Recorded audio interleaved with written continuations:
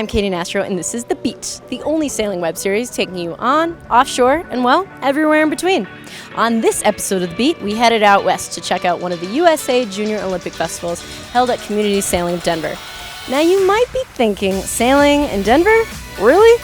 Oh yes, there is. And right down the road, we were able to get an insider's peek into the Colorado Springs Olympic Training Center. It just goes to show you that sailing aspirations, big or small, can happen just about anywhere. So take a look.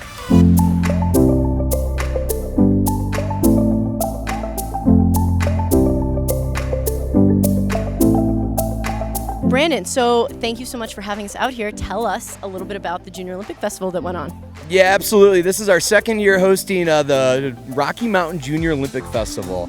Tons of fun. We had 48 sailors join us from 4 different states. A growing event that we're trying to capitalize on, making sure not only we keep it fun here in Colorado, but we can start getting these kids on a competitive scene so they can go out to the West Coast, go out to the East Coast, and really enjoy the sport among all their peers. So today's the first of our 3-day event, and we had an onshore clinic where we did some instruction over just the racing process, what the race course is going to be, because for a lot of the kids down here, it's their first regatta ever.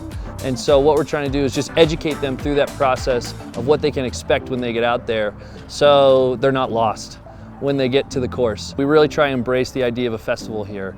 We've got, in addition to sailing and competitive racing, we've got a bunch of fun games and activities that we're doing. I mean, we just had a bonfire with s'mores. We're gonna do glow stick sailing tonight.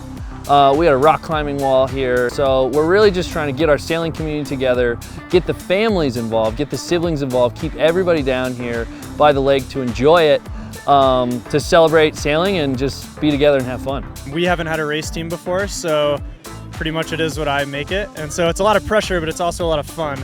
And so this is really the first year that we have a traveling team. We're going to the Dillon Open next week, and then hopefully Ventura the week after that. It's definitely challenging. We've got some major wind shifts, some major puffs, major lulls. Storms coming out of nowhere, but you know what? It provides new challenges for the kids, and it's a great way to learn how to sail. It's awesome because you get to meet a lot of new people and have so much fun with others from around Colorado, which you know you're going to meet later because you're going to go to their lakes and see the way they do things. Sailing in Colorado is tough. We don't have a coastal feature, so we don't have convection. We're not going to have a landmass warming up and then the air turning on about 10 o'clock. Some might say this is actually a great venue to learn how to sail because you're constantly getting challenged. Yeah, Colorado sailors are really good at reacting to the conditions they get. So really good at powering and depowering their rigs as they move through the water. It's very typical in the summer, when now we're in a summertime phase for Colorado, that we have just crazy variable winds. There's nothing that is consistent. It was a great race. There was a lot of good competition in the laser fleet, and there was good wind on the first couple days. It gets to be a little bit shifty. You can't really trust the wind too much. It's a lot of sailing for puffs more than it is just setting a course and staying it. So you kind of check the water, see where the best wind is, and sail over there. So sometimes you'll end up banging the corner and winning just because there's more wind on that side. This just activities everywhere, like just the glow stick sailing and all the games, like beanbag toss, just the fun games on shore. I would like to keep sailing. I'd like to sail in college. Great. Yeah. Yeah, I definitely like to keep sailing and racing too. I want to sail in college as well. I want to just keep sailing forever, way past college. Do you think you're going to keep sailing?